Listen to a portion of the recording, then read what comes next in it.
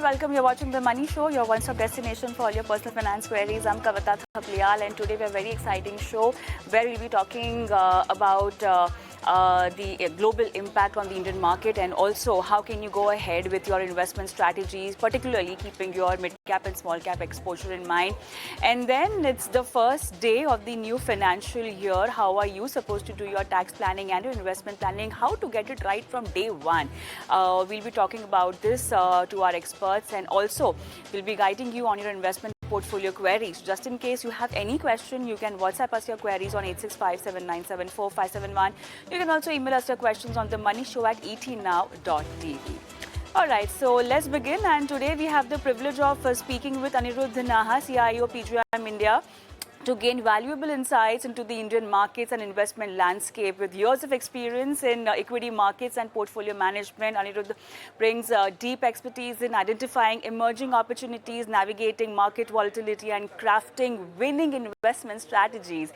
And in this discussion today, we will explore key trends shaping the Indian economy, the impact of global macroeconomic sectors, sectoral opportunities, and PGIM India's approach to portfolio management. Additionally, we'll get his views on the evolving investment landscape, risk management strategies, and what lies ahead for investors in 2025 and beyond.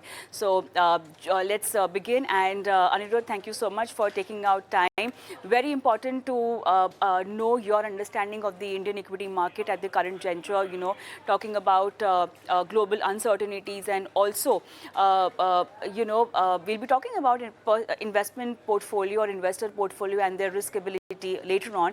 But then because we are looking at 2nd April also, and we anyway seeing the jitters in the international market, US markets, and also in the Indian markets because of that deadline. What kind of phase are we in as far as the Indian market are concerned? How are you reading it and analyzing it? Firstly, thank you, Aditi. Thank you for having me here. So just coming to generally the markets, and then we can take up our view on probably what the tariffs will look like. We were a little conservative into the second half of last year, calendar year, and we had cautioned investors that return making would be reasonably tough, because if you remember, valuations were extremely high, stock prices were high, and earnings were not coming through. Incidentally, we changed our stance from being very negative on the markets to reasonably positive in the month of January end. Unfortunately, we did see February being reasonably dramatic on the downside, but March panned out to be a good month. Our view is a large part of the price correction is in place. Today, you've got earnings starting to pick up. There are quite a few things which have turned positive vis-a-vis what it was last year. So one is price corrections of 30-40% across mid-small caps. Even large caps have corrected reasonably well. Earnings somehow in some segments we have started seeing at least flattening out or pick up in earnings. When you look at it from a global perspective, interest rates were moving up last year. Today there is a case where, let's say, the US 10-year has come down from 480 to 420. So yields are moving down. US 10-year, the reason I quote US 10-year is it's basically a benchmark of your cost of capital globally. You've got further interest rate cuts probably happening in the calendar year this year, and that will also be followed by cuts in India. Inflation seems to be reasonably well, in control. You've got the dollar index correcting. It had gone up. So basically, dollar index moving up was painful for emerging markets. The dollar index has corrected from 110 to 104. So when I look at it when I look at data points, electricity consumption data points have been good. Cement has been a little subdued, but still looking to pick up. IIP data has been good. The inflation data has been positive. So today I find a lot more positives vis-a-vis last year. I think the only thing that remains to change is last year the sentiments were extremely positive without earnings coming through. And this is a year where sentiments are reasonably negative or subdued, whereas data points point towards a lot more positivity coming through. So we are reasonably positive today vis-a-vis last year. We believe this is a good time to build portfolios over the next 3 months and carry them over for the next probably 3-4 years. Sure. Aniruddha, I know you focus really on long-term strategies and are not a fan of talking about short-term or near-term outlook, But the kind of investors we are talking about these days also has a huge number of first-time investors in the market. This is the first kind of market cycle that they are witnessing. So for their sake, I really want to understand from your end, how do you see the entire Trump reciprocal tariff impacting our overall market and market sentiments? Which sectors in India could be most affected? IT, pharma, manufacturing, or something else? And could this trade tension create any opportunity for domestic investor, or is it just a purely downside risk? I'm talking, obviously, assuming that is going to be a near-term or a short-term bump for a long-term investor. How should they understand this? Sure. I think this is a very pertinent question, because I think beyond 2020, after 2020 COVID, a lot of investors who have come in haven't seen a downside, and this is probably their first experience of going through turbulent times. I think the best portfolios are usually made during when sentiments are weak, earnings start picking up, and there is some amount of price correction which has happened, and that is exactly the scenario where we are. I think long-term portfolios, some sectors definitely, I think, will see a reasonable amount of pain come through if the US goes ahead and implements them in the way they have mentioned. One of the larger sectors which will see probably reasonable amount of negativity would be auto and auto anchors, especially on the auto anchor side. Autos not that much, but auto anchors is something where we are suppliers into this thing. So that is something that we will definitely have a look at, which will probably be negative. The other one is capital goods and engineering. There are segments where India exports into the US. That is something that we will keep a tab on. Smaller sectors like textiles, gems and jewelries. These are segments where India has reasonable, even seafood. So we'll have to wait and see how things play out there. The nuances will be very, very important. Also, we'll have to see whether once announced, is there a dilution in that? Or any dilution beyond an announcement would be positive for these sectors. Pharma is going to be very interesting, because India is an exporter of pharma. We will probably see an initial announcement which would probably talk about tariffs.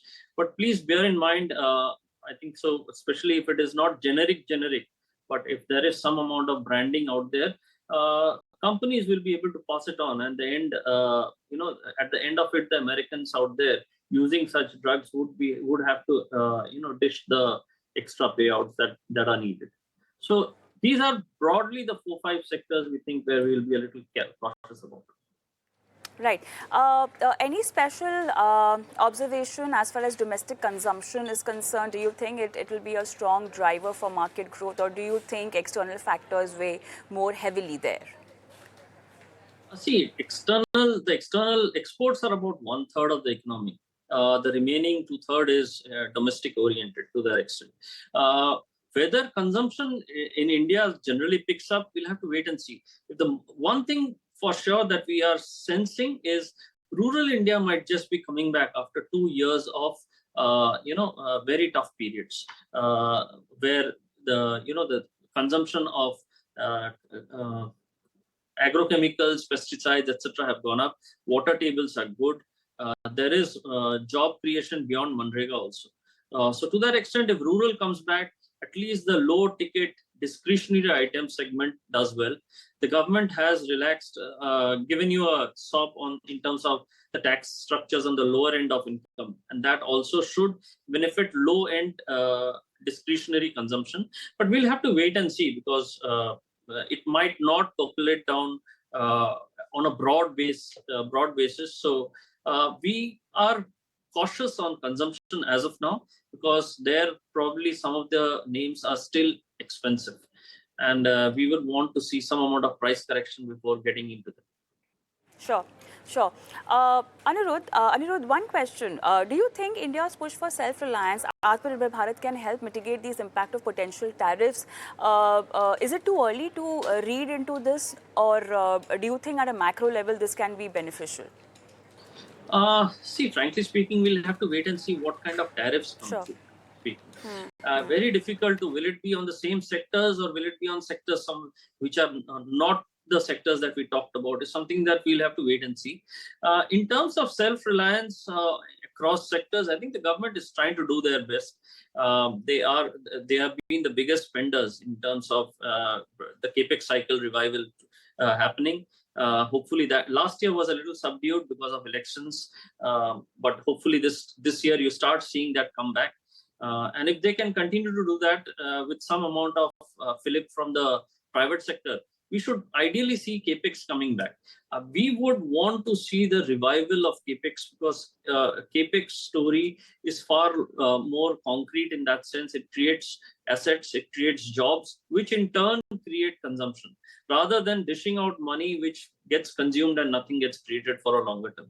So hopefully the government spending along with some amount of private sector capex coming back should be good for the overall longer term economy.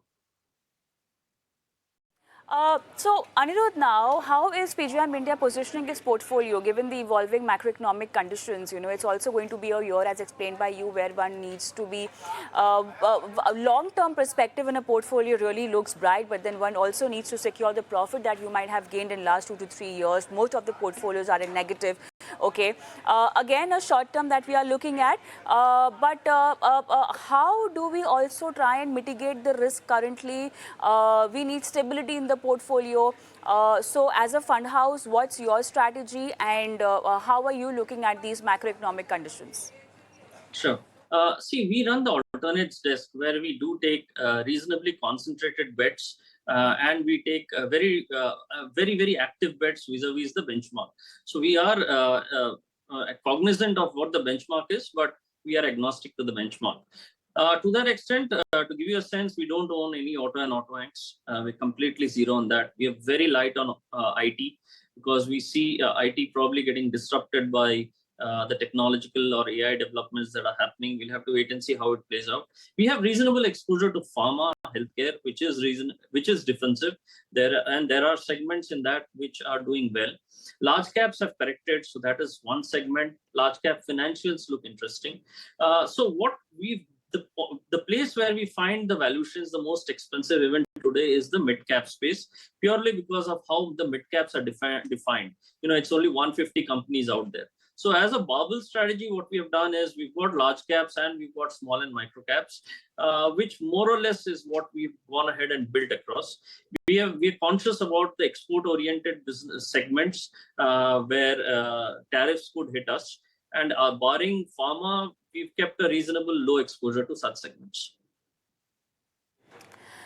All right, I do have a lot of questions for you, Aniruddha, but then my time is up for this discussion. But thank you so much for taking time out and helping our viewers understand and navigate through their investment portfolio strategies. Thank you.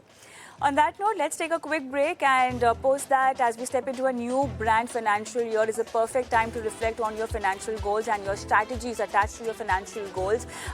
We will help you with that and also answer your portfolio queries. I'll be joined by Shweta Jain after this break.